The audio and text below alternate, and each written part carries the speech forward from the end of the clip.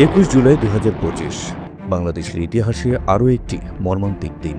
এদিন বাংলাদেশ বিমানের F-7 সিরিজের একটি যুদ্ধ বিমান আছড়ে পড়ে রাজধানীর উত্তরায় অবস্থিত মাইলস্টোন স্কুল অ্যান্ড কলেজের একটি ভবনে।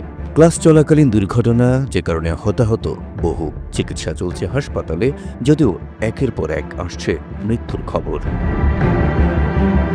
দুঃখজনক ব্যাপার হলো, বাংলাদেশে এ ধরনের বিমান বিধ্বস্তের ঘটনা এটি প্রথম নয়। এর আগেও বেশ কয়েকবার ঘটেছে এমন ঘটনা, তবে মাইলস্টোন ছাড়িয়েছে সকল শোককে।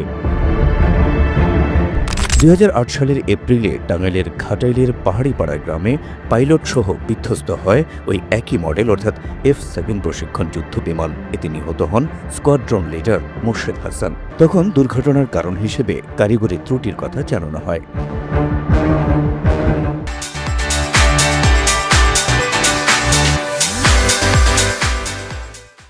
এরপর 2015 সালের জুনেও F-7MB 416 মডেলের একটি যুদ্ধ বিমান চট্টগ্রামে বঙ্গোপসাগরের উপকূলে বিধ্বস্ত হয়। এ ঘটনায় নিখোঁজ হন পাইলট তাহমিদ রুম্মান।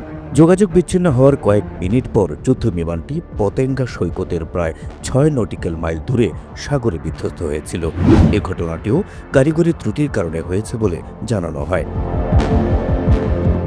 এরপর 2018 সালের নভেম্বরে ঢাকা থেকে উড্ডয়নের 25 মিনিট পর একটি প্রশিক্ষণ ফ্লাইট টাঙ্গাইলের মধুপুরে বিধ্বস্ত হয়। এটিও ছিল F-7 BGA।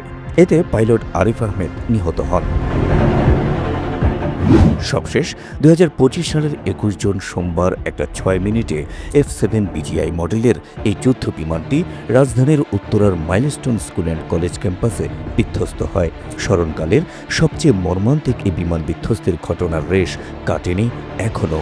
উত্তরার মাইলস্টোন স্কুল অ্যান্ড কলেজ থেকে এখনও যেন ভেসে আসছে নিষ্পাপ শিশুদের আর্তচিৎকার।